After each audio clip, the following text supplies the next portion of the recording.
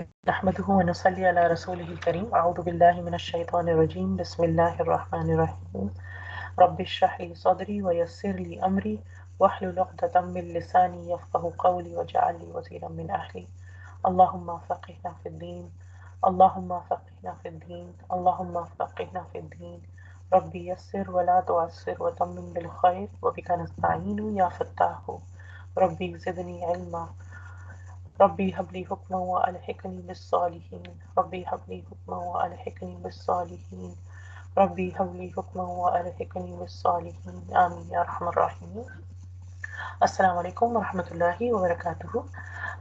Alhamdulillah, today we are starting with the third juz. Alhamdulillah, we've completed two juz from the 30 juz of the Quran, and we are at ayah number 253. We'll do two ayat today, and we'll go over their word by word meanings and some lessons from these ayat. May Allah help us to get the right meaning and to understand, and may Allah open our minds and our hearts. And may Allah Ta'ala help me to convey the right thing and stop me from conveying anything that is not correct or not pleasing to Him.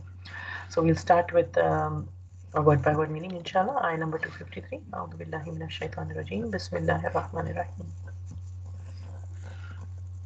تلك الرسل فضلنا بعضهم على بعض منهم من كلم الله ورفع بعضهم درجات وآتينا عيسى ابن مريم البينات وأيدناه بروح القدس ولو شاء الله ما اقتتل الذين من بعدهم من بعد ما جاءتهم البينات ولكن اختلفوا فمنهم من آمن ومنهم من كفر ولو شاء الله ما اقتتلوا ولكن الله يفعل ما يريد.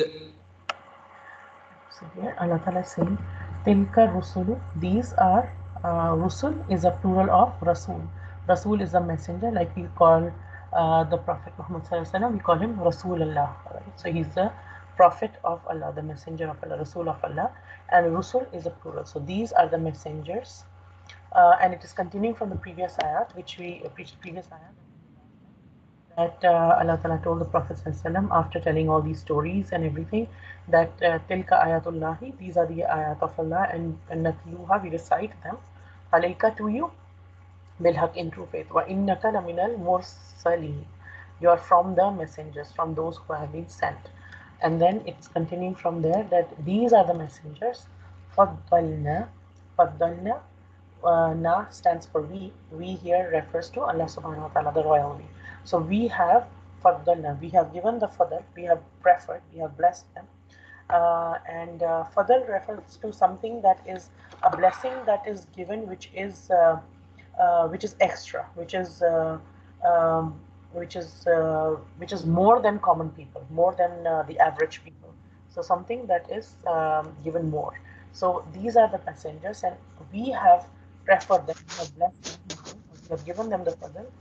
Ba'dahum, some of them, ba'da, some, hum, them. So ba'dahum is some of them. Ba'dahum ala ba'd, some of them over some of the others.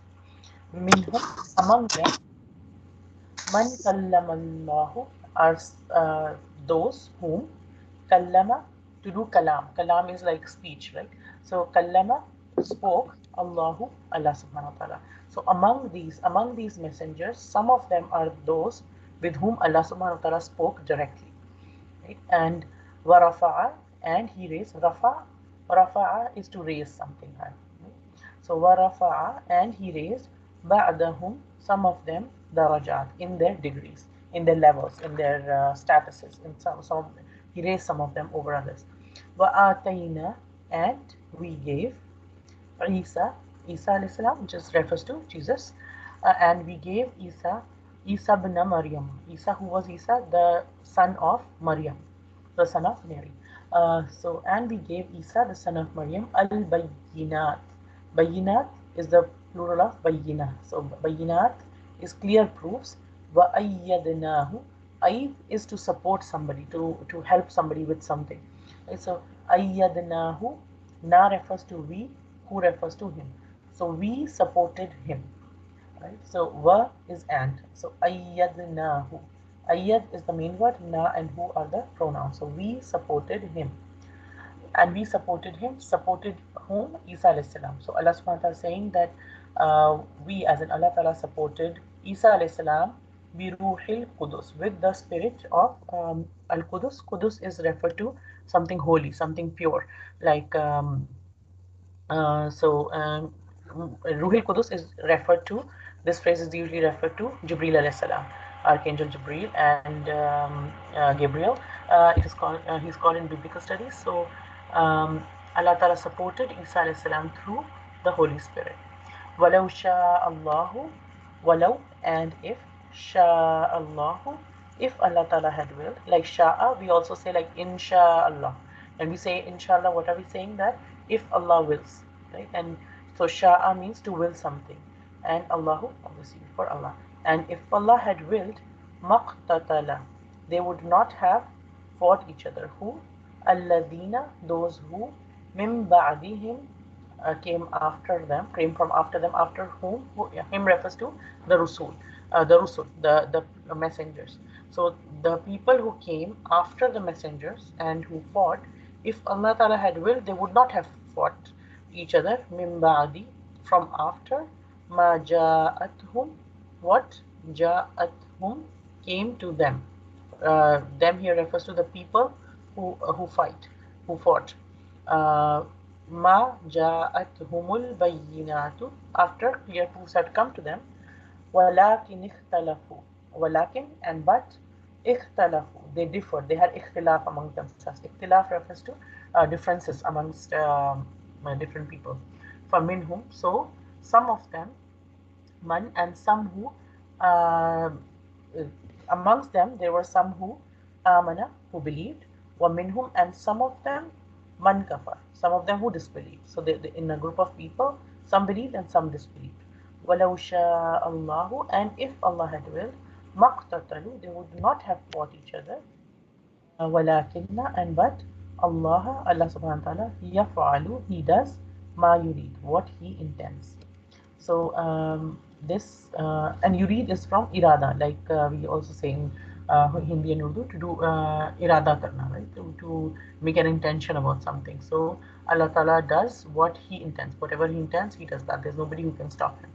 And so this ayah is telling us that those messengers, some of them we caused to exceed others in different things. We gave them different kinds of blessings. Among them, there were some who spoke, to whom Allah subhanahu wa ta'ala spoke, and He raised some of them in degrees. And we gave Jesus, the son of Mary, clear proofs, and we supported him with the pure spirit. If Allah had willed, those generations that succeeded these prophets, they would not have fought each other after clear proofs had come to them. But they did differ, and some of them believed, and some of them disbelieved. And if Allah had willed, they would not have fought each other. But Allah does what He intends. And then the next ayah.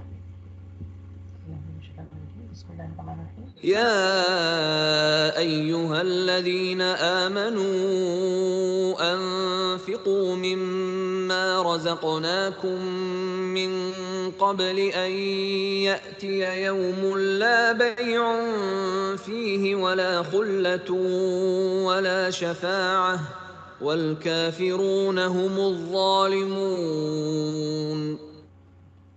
Ya ayyuhalladhina amanu, O you who believe. We've done this before. Ya ayyuhalladhina, O you alladhina, those who amanu, those who have believed. Anfiqu, anfiqu is to spend. Mimma, out of what? Razaqnakum, we have provided you of risk. Right? And so the risk that Allah Ta'ala has provided us, spend from that. Min qabli, from before, and that ya'tiya, comes to you, yawmun, a day, la bay'un, there is no bargaining, there is no exchange, there is no trade, fihi, in it, wala khullatun, and there is no friendship in it, wala shafa'atun, and there is no intercession in it. So spend before there comes a day where there is none of these things. Wal kafiruna, and the deniers, those who are do kufr, humud dhalimun, they are the ones who are the wrongdoers. So here Allah Ta'ala is saying, oh, you have believed, spend from that which we have provided for you before there comes a day in which there is no exchange, nor friendship, and nor intercession. And the disbelievers, they are the wrongdoers.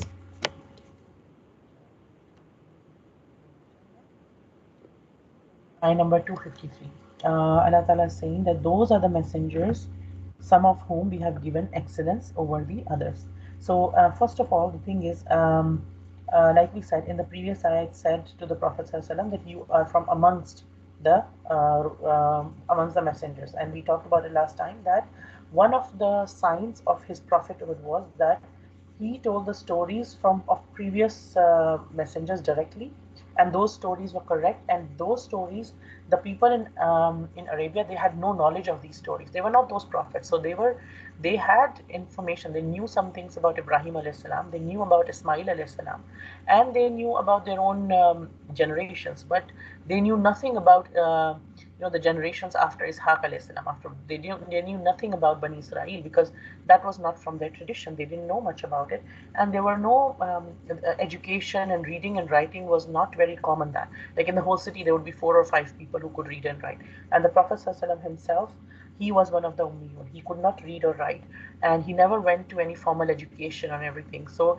just him telling all these stories, which he had no way of knowing. He had no interaction with the Jews or the Christians. He had no interactions with anybody. He had not studied with anybody or anything, nor could he read and write that he could have got any books from somewhere, and nor did the people around him have any knowledge even about the names. They had no idea about the names of Yunus alayhi salam, of Yusuf alayhi salam, of Musa alayhi salam. They didn't know anything about them. Yet here the Prophet is telling detailed stories and incidents from the life and the times of the other prophets, which, and then Allah Ta'ala tells, after a lot of these stories, he told them that this telling of these stories, you are from those messengers, you are from that line of messengers. And one of the signs is obviously that you're telling all these stories. And here again, then continuing from there, tilka rusul here refers to this entire group of messengers. The first messenger, the first prophet of Allah, was the first human being, Adam alayhi salam, when he came down to earth, and he became Allah Ta'ala gave him prophethood and everything. And then throughout the history of mankind, Allah Ta'ala chose different people at different times and different places, different geographical locations, different time periods, different generations, and those special people Allah Ta'ala chose to give His message to mankind. And if we think about it, who are the prophets? What do we mean by prophets? And sometimes it is important to understand that, because yes, biblical traditions and people from Jewish and Christian backgrounds, they understand the concept of prophethood, but in a lot of other traditions, like for example Hinduism, there is the concept of prophethood does not is not talked about, is not does not exist. So it is important to understand what does it mean. To understand, we can just understand that very simply in very worldly terms, just for the sake of understanding. There is a king who is like a big mighty king of a whole kingdom, and he's like the, let's say, the king of the whole country, the whole, even multiple countries and everything, and he's the ruler of all these places. Now if he has to make an announcement, he is not going to go to the roads and make announcements and everything. He's not going to do that. He's going to appoint messengers or delegations who will go to different places and deliver his message. That is the right protocol. And the king of the kings, the Malikul Mulk, the Allah subhanahu wa ta'ala, who created everything, and everything, every single creation is subservient to him. When he wants to give message to the mankind, yes, he can give each one of us message directly. To each one of us can be like, why do I not get a personal wahi and everything? Yes, Allah Ta'ala is totally powerful to do that if He wanted to do that. But it is in His great wisdom, and in His, um, His complete wisdom, that He chose certain people throughout mankind, that these people will come and they will give the message. And these are the people that were the chosen ones. He chose certain specific people, and they delivered His message, and Allah Ta'ala inspired these people through Wahi. Wahi was something like so Wahi is like a hidden message that Allah Ta'ala sent specifically to that person. So that person received the wahi, and there were many means of receiving wahi.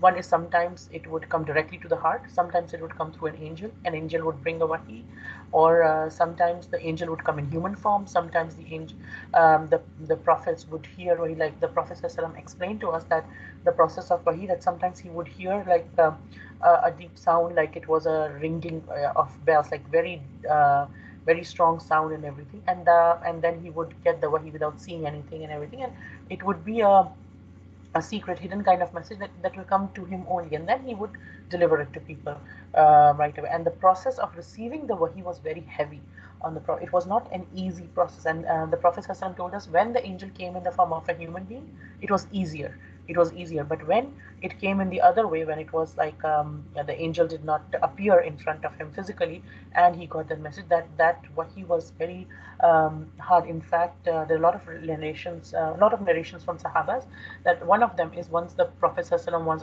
riding on a camel, and a wahi came to him, and the camel like sat down. The camel could not bear the weight, and the Prophet ﷺ, when he used to receive the wahi, he used to break in sweat. Even if it was very cold weather, he would sweat, and it would become like it would be very heavy on him to receive the wahi. It was not an easy, and Allah Ta'ala chooses people who are strong and spiritually and otherwise to and many other reasons. Obviously, Allah Ta'ala knows best how and he chose. And the last of the Prophet, and some people might say, okay, why can't wahi come now? Because Allah Ta'ala chose that this world is going to last for a limited period of time, and there'll be different messengers, different prophets that would come to different times and different people. And Allah Ta'ala told us in the beginning in Surah Baqarah that when Adam alayhi salam was sent down to the earth, he was told that Allah subhanahu wa ta'ala said that I will send guidance from time to time, and when guidance comes from me, then whoever accepts it will be safe and everything. And it is his promise that he kept sending us guidance through the messengers, through different people. And because this world is there for a limited time, there's an end to this chain of prophets. And the last prophet in that chain is the Prophet Muhammad. So all the prophets, starting from Adam alayhi salam, Nuh alayhi salam, and Idris alayhi salam, and then Ibrahim alayhi salam, and Ishaq alayhi salam, and Ismail alayhi salam, and all the prophets in the tradition of Bani Israel, Musa alayhi salam, and Dawood alayhi salam, and Sulaiman alayhi salam, and Isa alayhi salam, and Muhammad sallallahu alaihi wasallam, they're all part of the same chain of prophethood, and this chain ended at the Prophet. Now that job which used to be the job of prophets is now the job that has been given to the ummah of the Prophet, which is you and me. That now we will carry the message that the Prophet has delivered in its complete form, and Allah Ta'ala has promised that because this is the last message, He has promised that He will preserve it till the end of times, and we are supposed to give this message. We are supposed to share the message with whoever we can and as much as we can. And when we receive the message, we understand it first ourselves, and then we share it with other people. So this is the thing. But the concept of prophethood, there were specific people who were chosen, and they were all blessed in different ways. And Allah chose people, and no person can himself become a nabi. Nobody could have chosen themselves. Nobody could have prayed, Ya Allah, make me prophet, make me prophet. It didn't work like that. Allah chose Himself who He want to choose. And sometimes another thing here is sometimes we hear the word nabi, and sometimes we hear the word rasul, and it is important to know that there's a difference between the two. Although when they come, just when one word comes at certain place, it means both the things. Like here, there's just rusul. The word rasul has come, and not the word nabi, so it means both the things. And when both of them come together, then there's a slight distinction between both of them, and both of them are chosen messengers of Allah subhanahu wa ta'ala. But nabi is somebody, comes from naba, which means to give the news. Naba is news, and nabi is someone who gives an important news, and Allah sent them for hidayah, and they generally follow the rulings of the previous prophet. So and the difference is a rasul is someone who brings a sharia, who brings a law as well, right? And so a rasul Every Rasul is also a Nabi, but not every Nabi is a Rasul. A Rasul is somebody who brings a Sharia, who brings law that okay, do things in this way, and for this is going to be the legal thing. Like this much is the zakat to be given, who is the zakat to be given to, and what are the rules of marriage and divorce, and what are the rules of inheritance, and what are the rules of this. And sometimes there were some changes in some Sharia. Some things stayed the same in different Sharia, and some things changed in different Sharia. For example, one thing is that in our Sharia, in after Islam has come, after the final prophet had come, and the Sharia now says that we cannot prostrate to anybody other than the Allah Subhanahu wa Taala. In the previous Sharia, there was a kind of prostration, there was a kind of sajda that was allowed, which was a sajda of honoring someone, not a sajda of worship. Sajda of worship is always due to only Allah Subhanahu wa Taala. But we learn later in the story of, for example, Yusuf alayhi salam, when we come to Surah Yusuf, inshallah, one day, then we learn that he saw the dream that a sun and the moon were prostrating to him, and the 11 stars were prostrating to him, and everything. So it was, some scholars have said that it was allowed in previous Sharia to do sajda to anybody. But the core message of all messengers was always the same, which was to worship Allah alone. And we know that there were over, from our traditions, we know that there were over 124,000 prophets. We don't know the exact number, but we know there were more than this, something more than this. So there was at least 124,000 prophets that have gone there. And then out of those prophets, we know the names of only 25 from the Quran, right? And even out of these 25, five of them have been given very special status, and they're mentioned a lot in the Quran. And these are Nuh alayhi salam, Ibrahim alayhi salam, Musa alayhi salam, Isa alayhi salam, and Muhammad sallallahu alayhi wasallam. These five out of all, even those 25, has been given even more special status. Right. And earlier we read in different ayat that Allah Ta'ala does his fadl on people in different ways, in many different ways.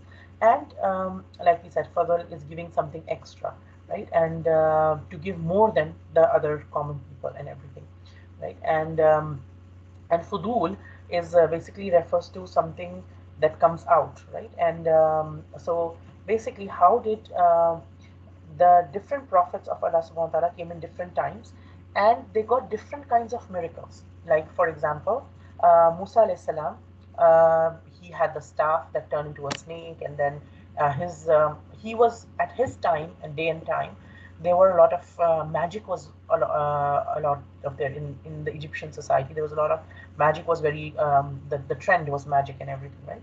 In Isa alayhi salam's time, the medicine and healing was something that was looked up to a lot, and Allah Ta'ala sent different prophets with the miracles, with the things that suited to their time. All right, so Musa alayhi salam was gifted with things that could counteract the magic. Isa alayhi salam was could heal people, and this showed people who were so advanced in medicine and healing that this is definitely a miracle, because even though they were so advanced in healing, they knew that this is not humanly possible to do it without the help of Allah subhanahu wa ta'ala. And what is it? What does our religion tell us is that there are two terms. One is called tafzeel, and one is called tafriq. Tafzeel is to that one prophet was given some superiority, some kind of blessing, some kind of thing which another was not given, and which was different from another person. And then this is something that is jayas. This is something that we believe in, that tafzeel, that different prophets were blessed in different ways, right?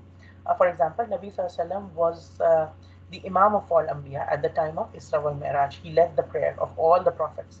And he met different prophets. And when he was going in the journey of Miraj, we learn in Sirah that he met different prophets at different levels in paradise. What is not allowed is tafriq. What tafriq means to differentiate between different prophets, that we will believe in this prophet and we won't believe in this one, right? And we can understand this very simply, this concept very simply. Like, for example, a mother has different children, has as many children, and she kind of knows the different strengths of different children. So one child is very artistic, very creative. Another child is not artistic or creative, but he's very brave. Another child is not brave or very artistic or creative, but he's very caring and everything. But she acknowledges that different children have different strengths and do different things, but she treats all of them equally and loves them all as well, right? So basically, what she has done is she's practiced the concept of tafdeel, that different one has different characteristics, but not tafriq, not differentiating in terms of how much she loves them and everything.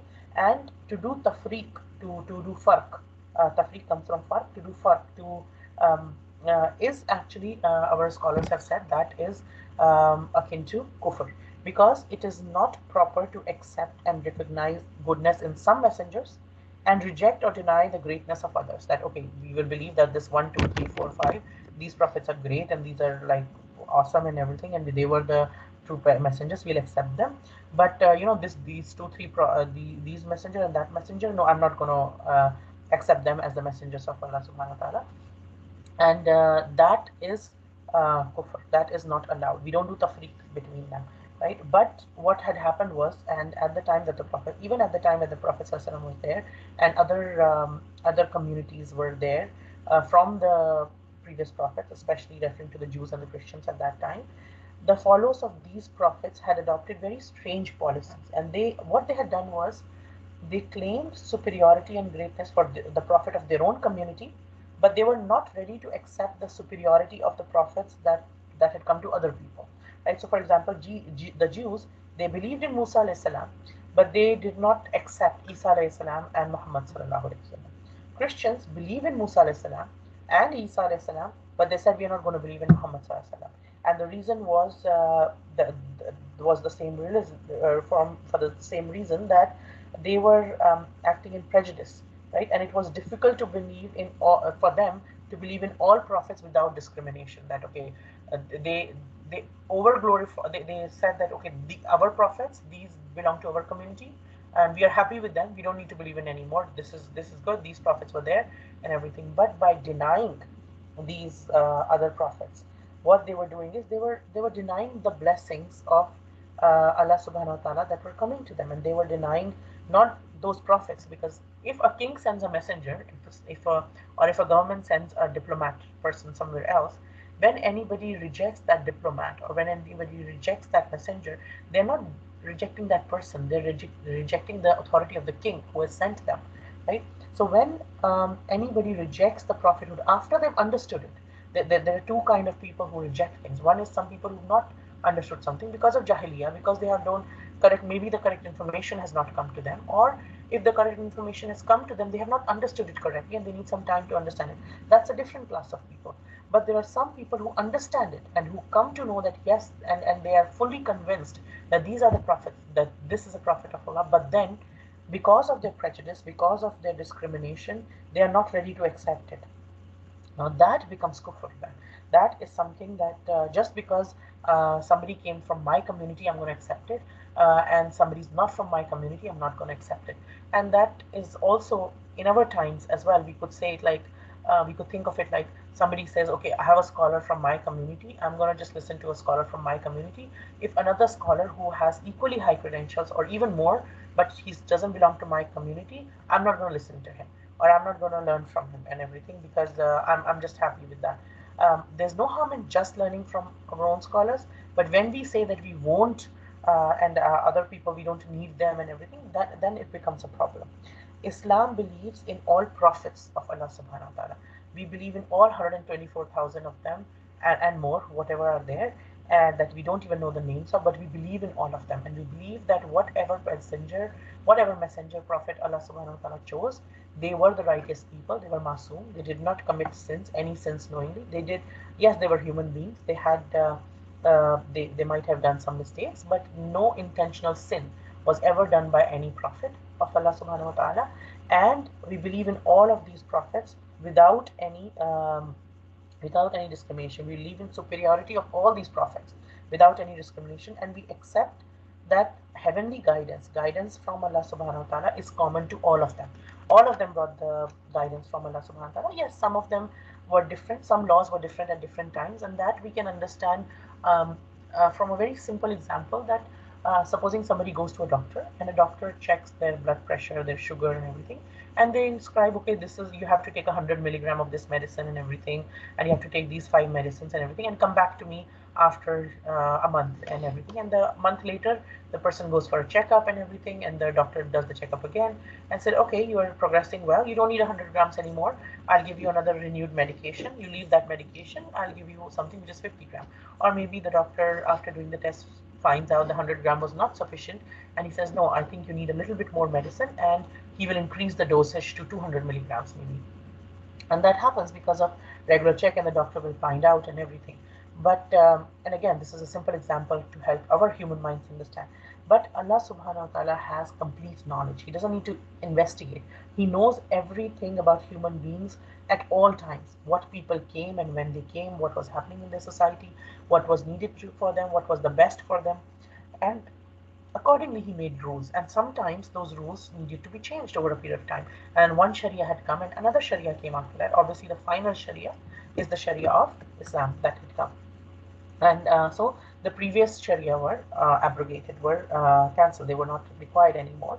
They were like that. But we still believe that each prophet, we might not be following the exact ruling of how much don't know how much charity we give out. We'll give 2.5% of our zakat money. We won't give, like, even if another prophet from before, let's say, hypothesis, somebody just some prophet said that 1%, we won't give 1% anymore. We will give 2.5%. This is the new rule.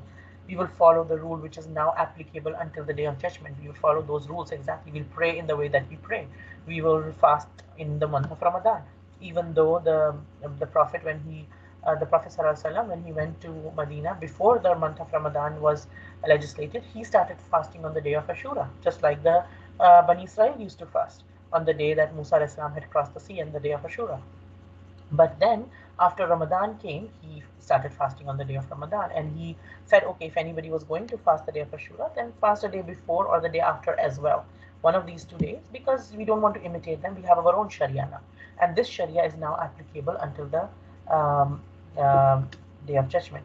But we do not say that one prophet is better than the other.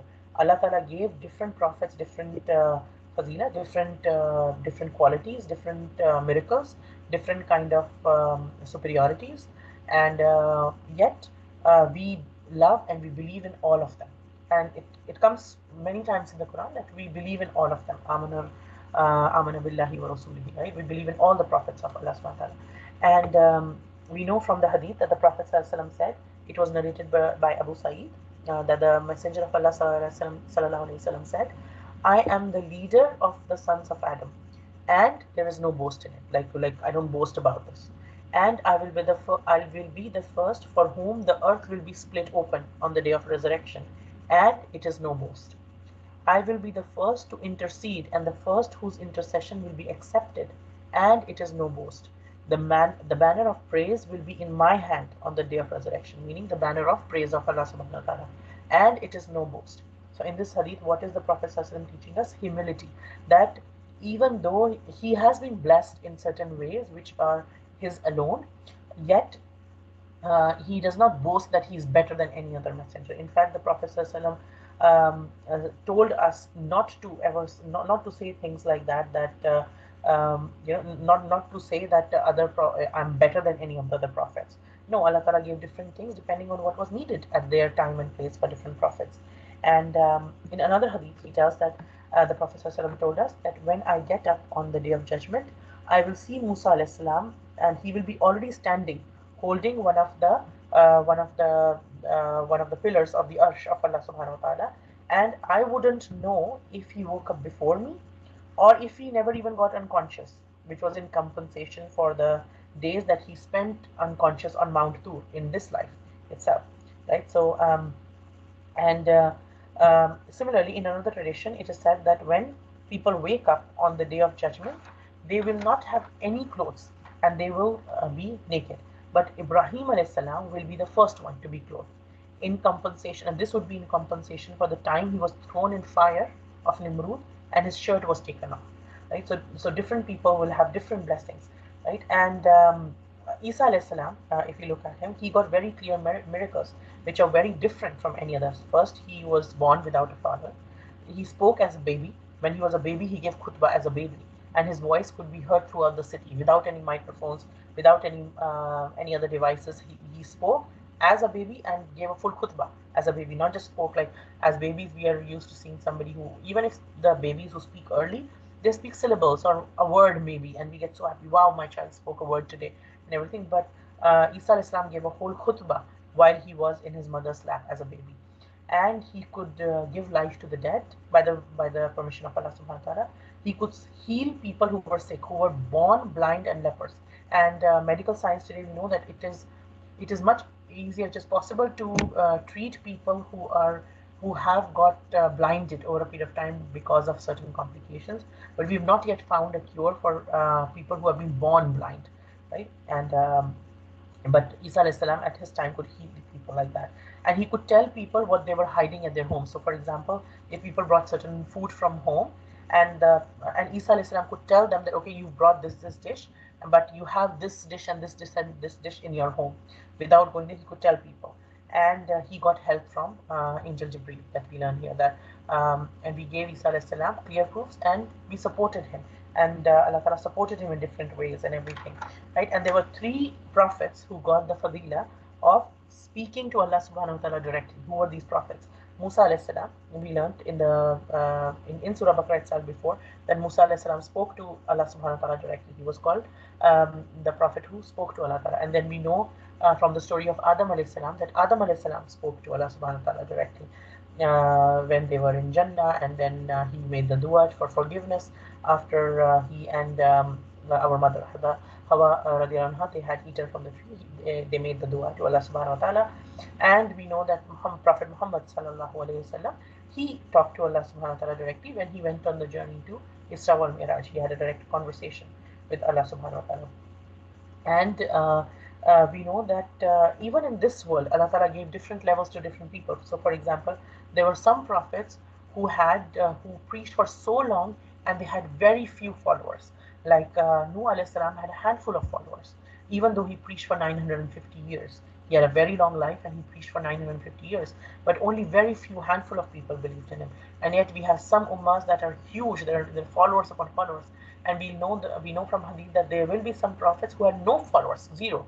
They preached and they preached and they preached and they gave the message of Allah subhanahu wa ta'ala, and nobody believed in them.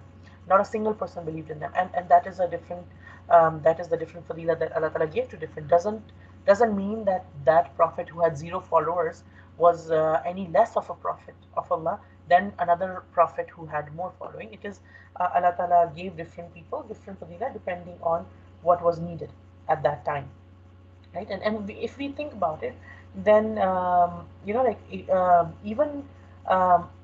even in our society, in our human beings generally, we see that no two human beings are alike. Even no two twins are alike. Even two twins born in the same family and everything, they have a difference in their personality. They have certain strength. One has certain strength, another doesn't have certain strength. And this is the way Allah Ta'ala has created us. Even if we go to a garden, every flower is different, every leaf is different.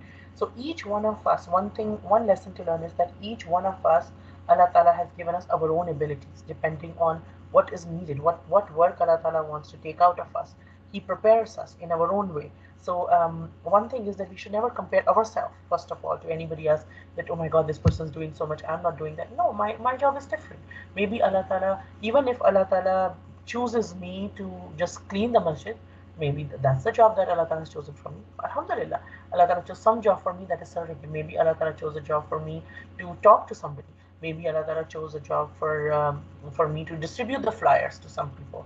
And maybe Allah Ta'ala chose a job for me to try to raise funds for certain cause. Maybe Allah Ta'ala chose a job for me to be able to talk to someone who's feeling sad and depressed. And Allah Ta'ala has gave me this ability that when somebody's feeling low, then when I talk to them, I'm able to help them feel a little bit better. And maybe Allah Ta'ala gave me the blessing to cook really good. And then maybe I could cook for people who are who need some help, or maybe cook for different events or something that are going on for the sake of Allah. Different things. Allah Ta'ala blesses different people in different ways. We should not compare ourselves. Yes, we should take inspiration from each other, but we should not compare ourselves. Allah Ta'ala has blessed each one of us in our own way, and even the prophets, Allah Ta'ala blessed each one of them in their own ways and everything. And the last prophet, the Prophet ﷺ, was the only prophet that was there, that was sent for the whole mankind. Uh, Whoever heard about the Prophet ﷺ, whoever met or heard about the Prophet ﷺ, until the time of the Day of Judgment, he is the final and the prophet for all mankind. Other prophets were for specific communities, and for some people, it was very hard to accept that he was a prophet for all mankind. And some scholars have given a very simple example, a very small and simple example, but it helps to understand that we observe every day that sun is not confined to one country or one geographical region. In fact, all of us benefit from it. The whole mankind benefits from the sun and its sunlight and everything. The whole creation actually benefits. The whole creation of earth, on the earth, the plants, the trees, the animals, the human beings, we all benefit from the sun and the sunshine and everything. And then why do we want to confine divine guidance to some geographical limits and national boundaries, that only a prophet that came from this area or this region will only accept that, and we won't accept somebody else? And this is something that Islam uh, says that we should not do. We should accept each and every prophet. All right, and the differences in the prophets are not to increase or decrease their level, but to have a beautiful perspective that from which we can look at different prophet stories. So, for example, when somebody is really really sick, they can maybe the story of Ayub alayhi salam will help them a little bit. When somebody is facing a lot of sibling rivalry, and when their brothers or sisters are being not being very kind to them and not being very caring to them, maybe the story of Yusuf alayhi salam will be very helpful for such a person. When if somebody is an orphan and they have, or their mother or their father are not in their life, or not playing an important role in their life, maybe they can look at the story of the Prophet Muhammad sallallahu alaihi wasallam, who got orphaned, whose father passed away before he was born, and whose mother passed away when he was just 7 years old. And then he went through so much in his life.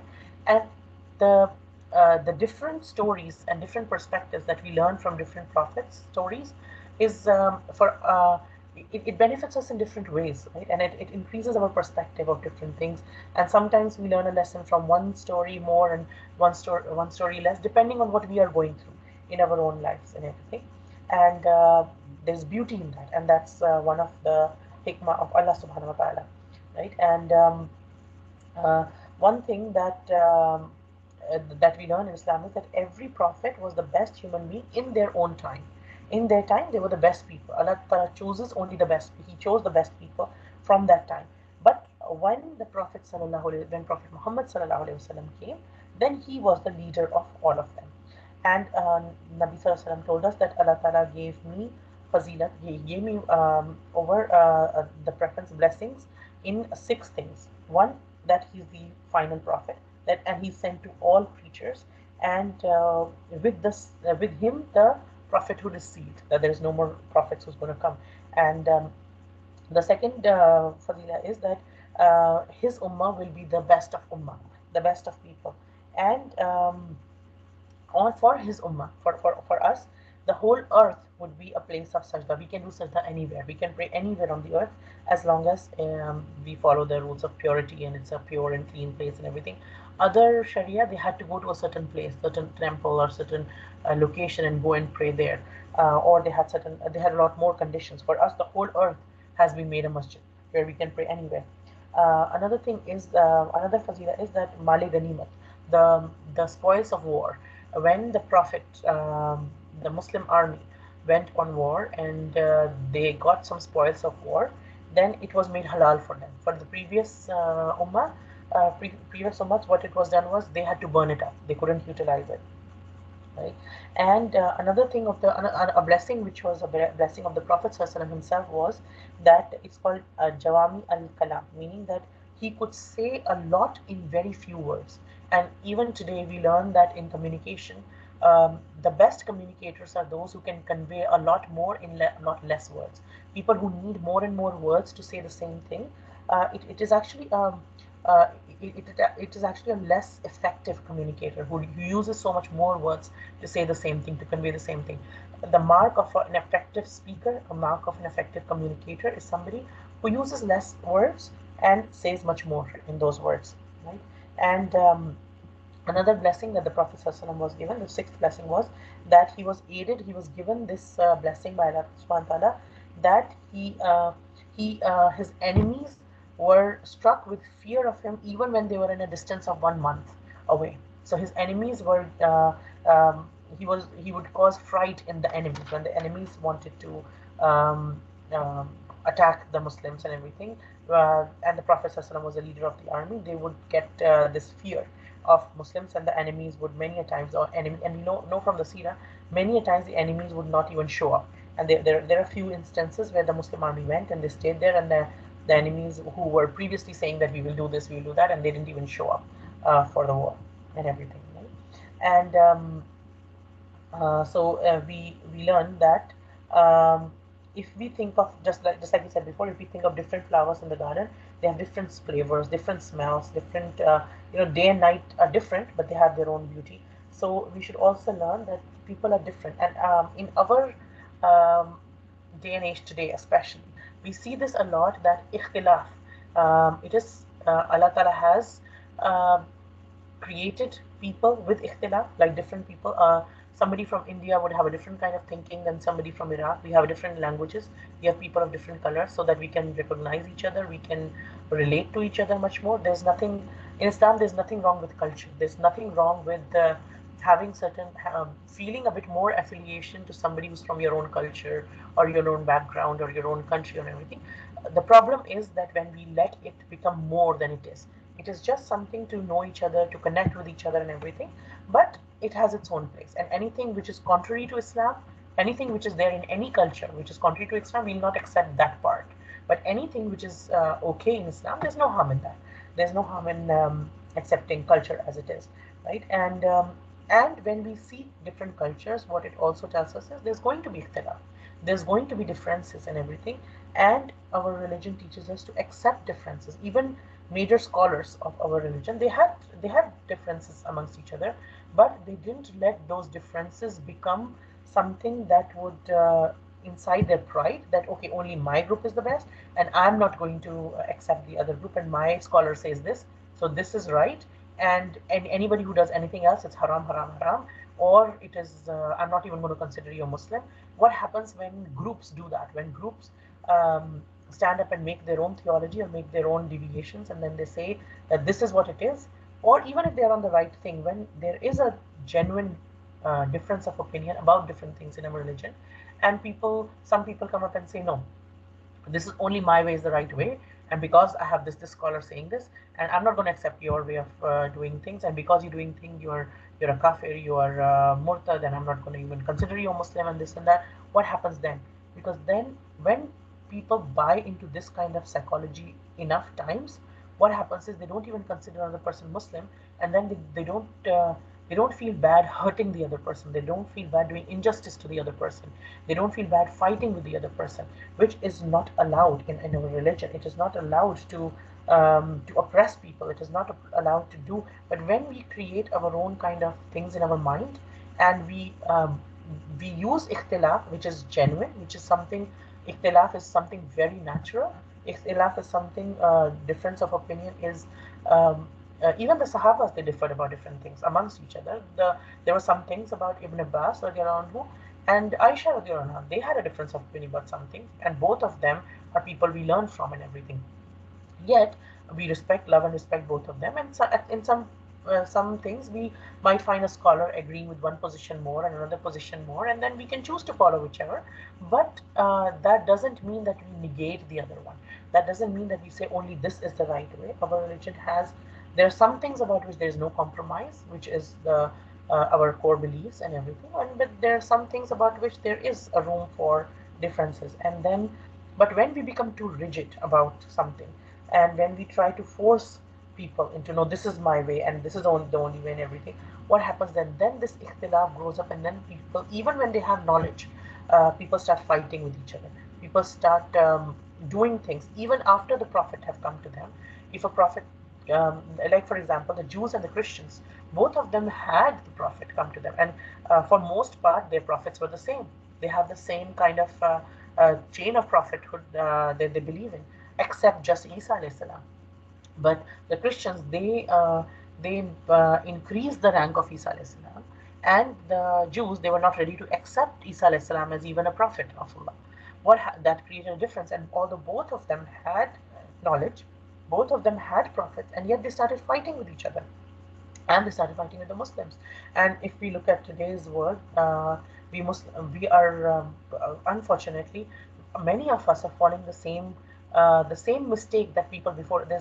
It's not a coincidence that Allah Ta'ala has told us so much in so much detail about the story of Bani Israel, because the Prophet ﷺ told us that you all will follow the same footsteps of, you will do the same mistakes that those people did before you, until it will be like one shoe matches the other shoe. Like, you will, if they went into a hole of a lizard, you will go into the same hole.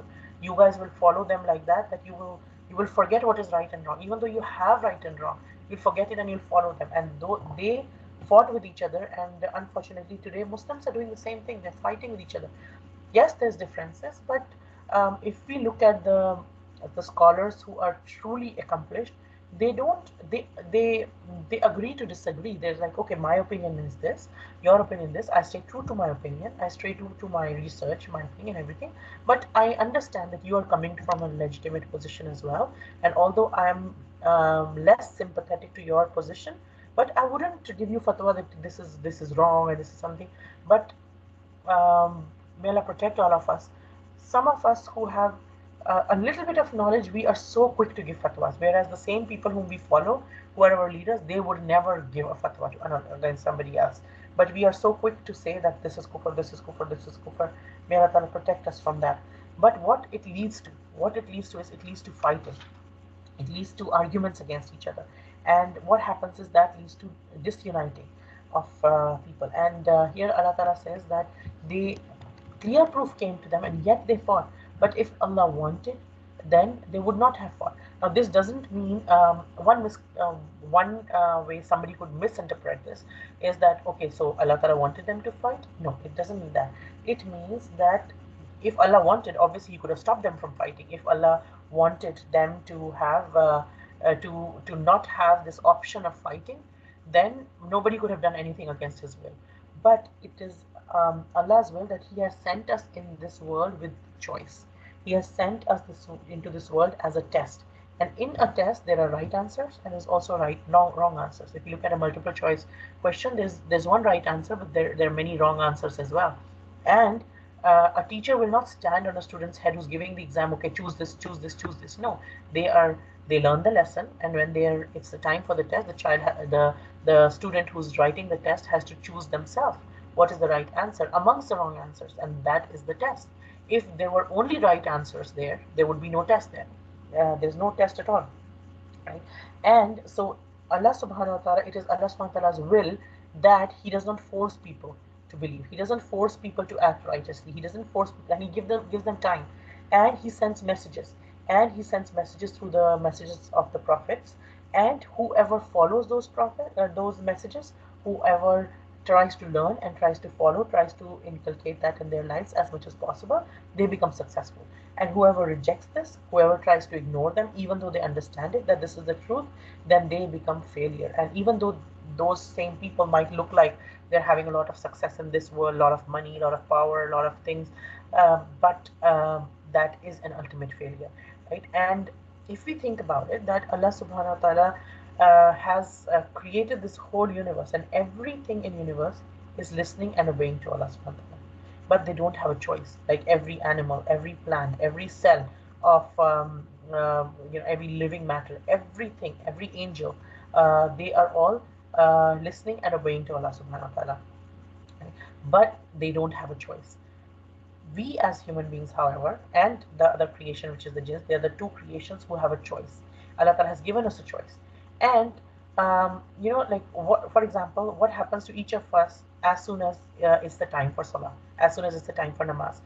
What if it was involuntary, like heartbeats? Like if it was just like our heart beats on its own, we don't cause our heart to beat. What if praying our salah was also involuntary? Whenever the time comes, our body automatically takes us to do the wudu, and it automatically starts praying, whether we like it or not, whether we are in the mood for it or not, whether we want to make an effort or not. It was just like our body just starts doing it. If it had happened like that, Allah Ta'ala could have decreed it. He has decreed our heart to beat on its own. He could have made our bodies just pray on its own.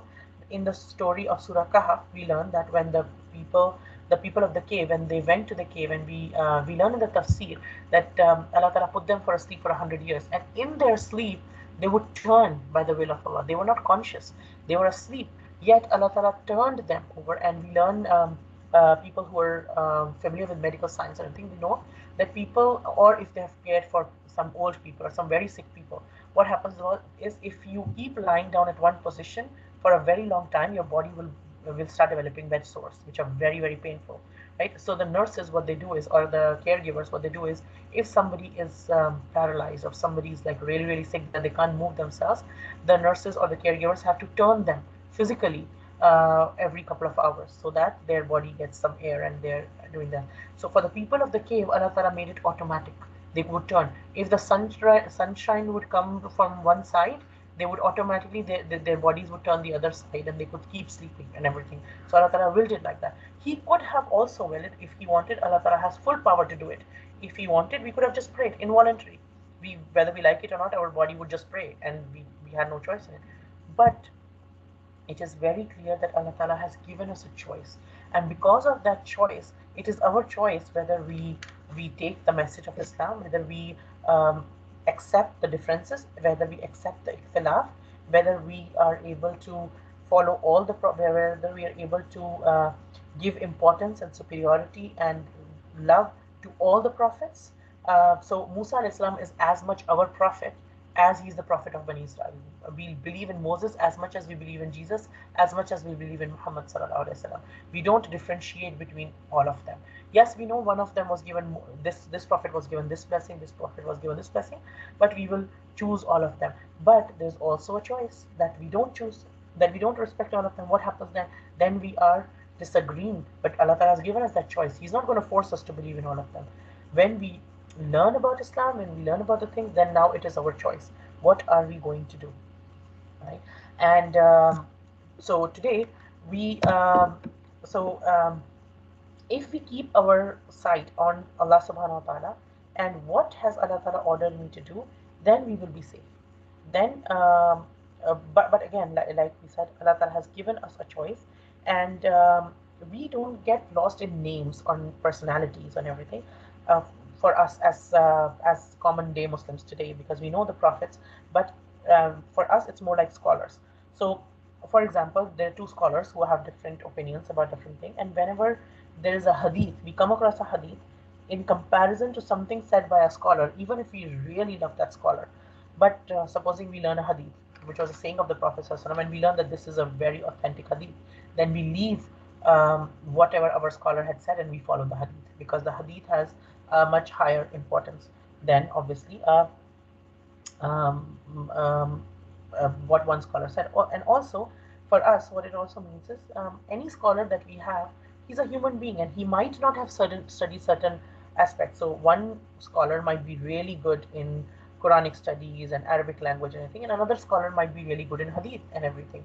Another scholar might have studied the laws of inheritance, wirasat, in a lot more detail, and another scholar might have specialized more in the matters of akhlaq and morality and manners, and one scholar might have specialized in the area of theology and everything more. And it is not possible for any human being in this life now that he can study the whole deen and its teachings and revise it all and then concise and teach all of it, right? So different scholars will have different things, and then we learn from all of them, and we follow all of their things, right? And so what we learn is Allah. It's the policy of Allah Subhanahu wa Taala is that He does not make people enter into faith by compulsion. There is no, and we learn in a couple of weeks the ayah la ikraha fid din. Right after Ayatul Kursi, we learn in a couple of weeks that Allah Ta'ala says there's no compulsion in religion. There's no compulsion for you to come to Islam. You have received the message, and then it's up to you. Allah has given you a choice whether you believe in one and only Allah or whether you reject Him. And then if you, but if you reject Him, you will see for yourself the consequences. It won't be without consequences. Allah's and what Allah Ta'ala tells us is that He is the one who intends what He does, and He is the one who has the whole knowledge. He is the one who has all the justification, all the wisdom. So this decision to give us the choice is a decision that he has made, and in this decision there's a lot of wisdom in this decision, because how would we get all these rewards if, for example, if we go back to the example of salah, of namaz, if we were not if we had didn't have to make an effort to pray, if we didn't have to make an intention and then make an effort and everything just happened automatically, then how would we get all that reward that we get for praying the namaz?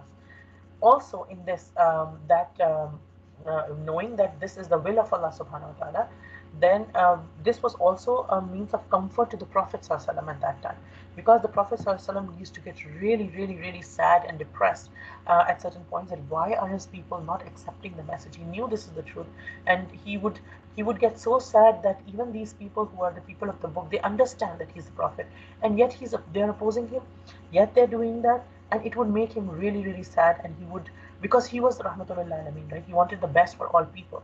He wanted to save all people from the hellfire, and yet he sees these people who are not ready to listen to him, and they're rushing to fall into the fire, and he's trying to save them, but yet they're like, no, they keep running, and they're doing that. But so this was a consolation and a comfort to the Prophet ﷺ, that Ya Rasulullah, your responsibility is only to deliver the message, and the same goes for all of us as well, by extension, that our responsibility is to deliver the message in the best possible way possible, and not to give up and keep delivering the message. But it is up to the other person whether they accept it or whether they reject it. We need not to be considered or worried about their response more than necessary. We need to worry about how we are doing and keep improving on it in how we convey the message, if and when there's room for improvement, and when we can find more opportunities and things like that. But then end of the day, whether a person accepts it or not is up to them, and whatever Allah wills is going to happen. We cannot force anyone.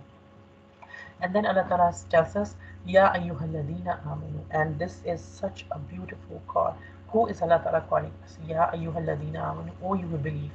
By this, Allah Ta'ala is calling the Sahabas at that time. He's calling the Prophet Sallallahu, he's calling the Sahabas, the companions, and he's also calling each one of us. He's calling each one of us, oh, you who believe, because have we not believed? Yes, we have believed. And then when Allah Ta'ala says, Ya ayyuhalladina amanu, it is time to say, yes, we have believed, but now it is time to show that we have believed. It is, it is one thing that, for example, a husband says to his wife that he gets married and he says, "I love you so much" and everything. But then every time there is a time to spend time with her, do something for her, he just goes away. He never spends time with her. He never buys her any gift. He never helps her with anything. He never talks to her. He never. He's never intimate with her. He's never around when she needs her. He never respects her family or everything. Is that really? But he keeps saying, "I love you." No, but that's not really love, right? When we say we love somebody or something, there are ways to show it. When we say we love our children, we cook for them, we clean for them, we take care of them, we want their best for them, we make dua for them, we ask Allah Ta'ala to protect them, we do whatever we can to help them in their life. We try our best to give them good morals, good upbringing, and everything. Whatever is in our hands, we try to do that. But so every love that we have in this world demands something from us. And so does our love of Allah Ta'ala. When we believe in Him, when we say that, Ya Allah, Iyaka na'budu wa Iyaka nasta'in, you alone I worship and you alone I ask for help, then that faith, when we say La ilaha illallah Muhammadur Rasulullah, that faith demands something from us. And those demands we learn in different parts of the Quran and the Sunnah. So here one thing Allah Ta'ala is telling us, oh, you believe. And Allah Ta'ala is telling us something to do. And what is He telling us to do? And previously, in the previous passage, we've learned that He's given us two kinds of commands. One is qital, one is like we have to sometimes fight, when it is a legitimate and genuine fight, not a fight in the sense that we just stand up and say, I'm unhappy with this and I'll go and I'll kill somebody or I'll fight with somebody. No, no, no, no, that's never allowed. By qital, Allah Ta'ala means a structured, a proper fight when it needs to be done, right? And there's jihad of different kinds, and one of them is fighting, yes, but in a legitimate way, not in the way that we see in today's day and age in the name of terrorism or whatever we call it. That is not a part of Islam. It has to be something which is according to the commands of Allah, and there is rules about it. And we learn in different ayat about infaq, like to spend for the sake of Allah, right? And for example, the ayat before Badr, and there is expenses associated with war, and there are things to be done for the army. There's things to be done for people generally, and there are things to be done for the sake of religion, to promote a religion, um, to spread the religion. Like if you look at the missionary work of the Christians, they do spend money and time and energy and everything, and they do a lot of work. And alhamdulillah, if we were to do even a fraction of the amount of effort that they put, we have the haq, we have the truth. If we put even a fraction of that effort, we would, inshallah, Allah Ta'ala will bless us with so much more, right? And so here Allah Ta'ala tells us spend in the way of Allah. He invites believers to spend. And even this command to spend, He gives it in such a beautiful way that He says, Ya ayyuhalladhina amanu, anfiqu mimma razaqnakum. Spend from what we have provided you. He is not asking us to spend from anything that we own anyway. Whatever He's asking us to spend off is something that He has given us Himself. And He's saying, okay, He's given us a lot of blessing. He's saying, out of, and not even all of it, spend from it.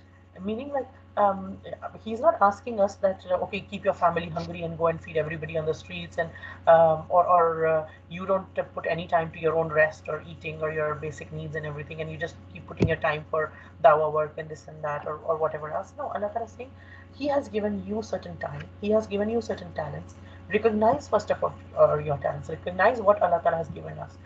And just like He told us that He's given Fadila to different prophets, He has also given each one of us our own kind of talents. We have to recognize them, be grateful to them, for them, to Allah subhanahu wa ta'ala, whether it is time, whether it is family, whether it is our talents, whether it is our money, whether it is any resources that we have, whether it is any contacts we have, whether it is people that we know that we can talk to about Islam. There are different things, different ways that Allah has blessed each one of us. And then whatever He has blessed us with, spend from it. Spend from it in the sake of Allah subhanahu wa ta'ala. This life is a test. And in this test, get more marks. Don't just be at the bare minimum. Do a bit more. And Allah Ta'ala invites us to spend. We had no right to anything when we came to this world. Where we were born, none of us had any control over which household we were born in, what blessings we have. Each one of us is living in a day and age that we are eating proper food. Just because we are, just by the fact that we are attending this session or we are watching this later on social media or any place, it shows that Allah Ta'ala has blessed us with not just basic food and drink and clothes and food, and shelter. He's given us more facilities like technology. He's given us access to things that a lot of people don't have in this world or have had in many times before, right? So any and also anything that comes to us through, and maybe I'm not working, maybe I'm at home and I'm not earning money or whatever, but anything I receive from my parents, from a job if I do at any time, from my husband, all this comes to me, is coming to me through Allah Ta'ala, from Allah Ta'ala only. Allah Ta'ala chooses asbab, He sends from different things, but um, it is by Allah Ta'ala only. From our mother's womb, we came empty handed. And then any resources given to us are given to us for a limited time period of time. They are going to stay with us for a little bit, and then they are going to go. Like one of our teachers, she says that whatever money you have is not just yours. It's going to come and go. It's not going to stay with you. Whether you spend it on something, whether you do charity out of it, or whether you pass away and somebody else inherits and use it. You're not going to take this with you. It's not going to go with you. You're not going to. This is just meant for this world. So utilize it in a way that will benefit you in the next world, right? And if you don't use it, then give it. Like for example, if I have a lot of clothes and everything, I'm not using something more than a year. A lot of even self-development people nowadays say, if you have a lot of wardrobe full of clothes and a lot of things around and you haven't used it for 1 year, give it away. Give it to somebody else who will wear it rather than just lying down. Because we all know, if when somebody passes away, then nobody wants to take the clothes of a person who's just passed away. It is like, oh, we'll give it in charity or something. Even their own children don't want those clothes. That, okay, the mother's passed away and these are clothes. Okay, what do we do with these clothes? It's like a big, like, okay, what do we do? What do we do with her clothes? What do we do with her things and everything? Rather, in this life itself, give those things away. Give those things to people who benefit from them, who use them and everything, while they are in a good, usable condition, right? And one thing that, again, another perspective that to see that, remember that Allah Ta'ala has given us these things, is that it helps us to understand that whatever I have is not mine anyway. Why am I holding on so tight to it? Let me give it. It is by Allah, and if Allah Ta'ala has given me this, Allah Ta'ala will give me more. Sometimes a person has, let's say, $20 and somebody else needs $10. He's like, okay, I have just 20. And he feels like a bit, okay, if I give this 10, what will happen to this need? And I need to spend $20 next month or something or whatever. I don't have that much money. But the Prophet ﷺ told us that our mal does not, our wealth does not decrease by giving ever. It is the promise that Allah Ta'ala has told us that we will never get poor by giving sadaqah. Right? So our deen asks us to open our hearts and our minds and give for the sake of Allah. Give to people, give to somebody who's hungry, give to somebody who's in need, give to different causes, give to different things, and we can spend and we could give different things. We could give our wealth, we could give our time, we could give our energies, we could give different things, right? And we should not keep looking for, okay, when the situation will be perfect, then I will give something, because perfection is not meant for this world. Perfect time will never come, right? And for example, if we look at the story of Yusuf alayhi salam, in his life he was thrown into the well by his brothers. Then he was captured by these other people who sold him as a slave, and who and then he was taken into the life into this household where the women were very immoral and everything. But even in all these situations, then he went to a prison, and unjustly he was sent to a prison. He was not at fault, yet he was sent to a prison. Yet even in the prison, what is he doing? He's surrounded by criminals, yet even there he gives dawah to people. Even there he calls people. He doesn't say, no, when I'm out of the prison, when I'm back to my family, when I'm reunited with my father, then I will think about the deen of Allah. I'm in such a hard position. How can I do anything for the sake of Allah? My work is so hard and everything.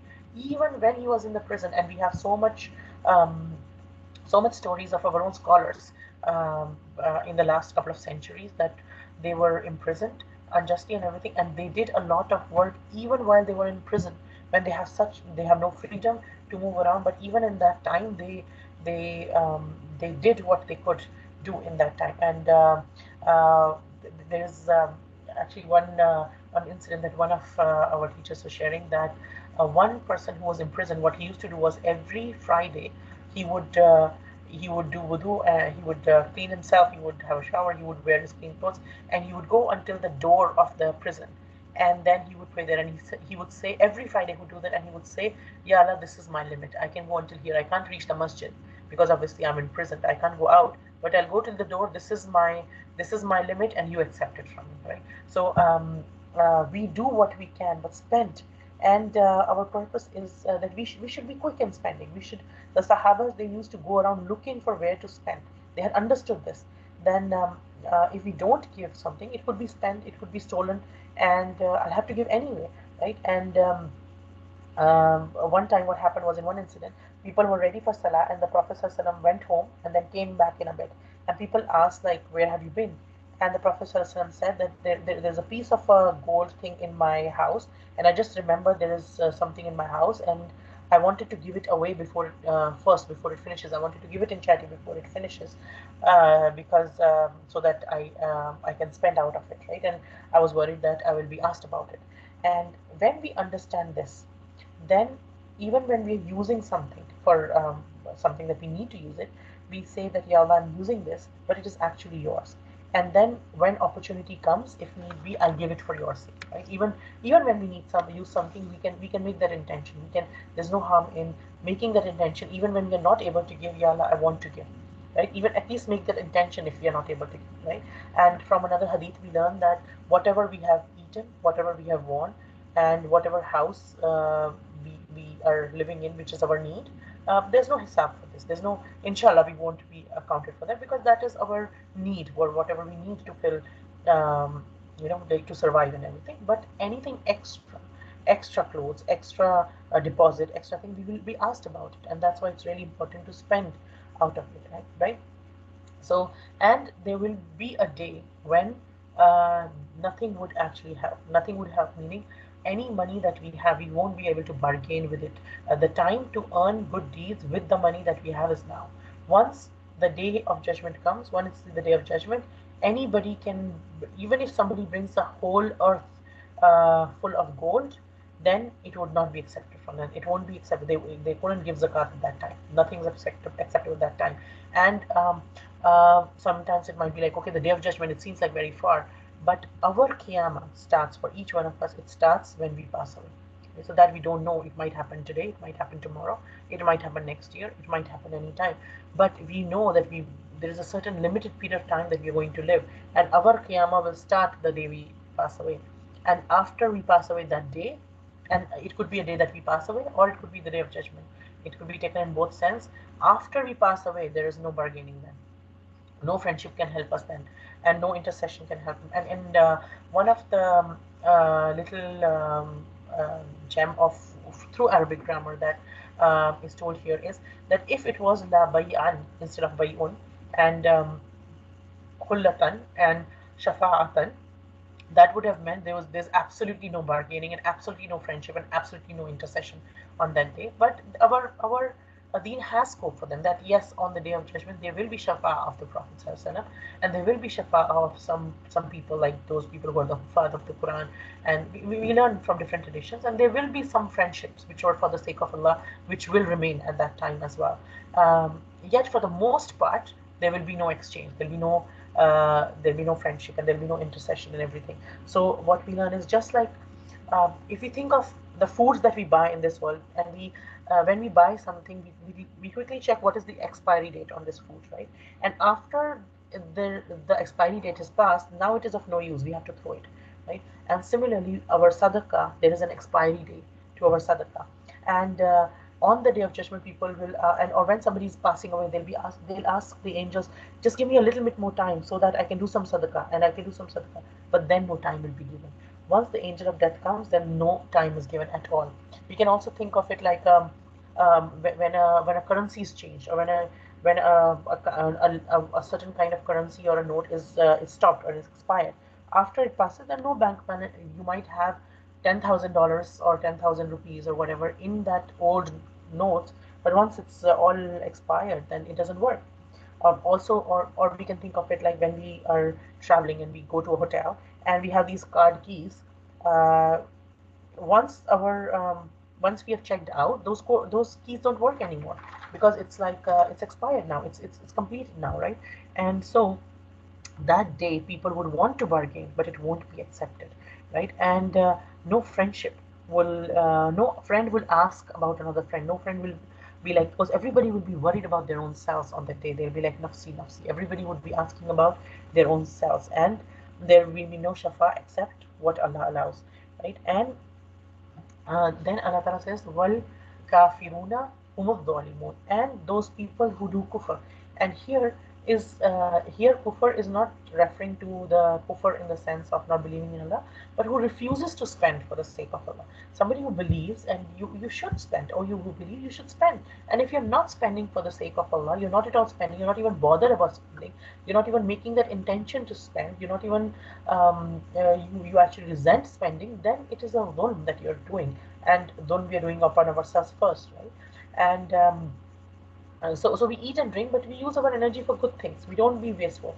And the simpler life we have, the more we will be able to do good. The more we complicate our lives, extra food, extra finances to manage, and everything, there'll be more and more chores added to our life. If there more money, means we have more to manage and everything. We eat too much, then we feel more sleepy. We have stomach upsets, and our worship gets weaker as well, and everything, right? And another thing here is, Allah Ta'ala encourages us to spend is when we spend of something, then we know its value.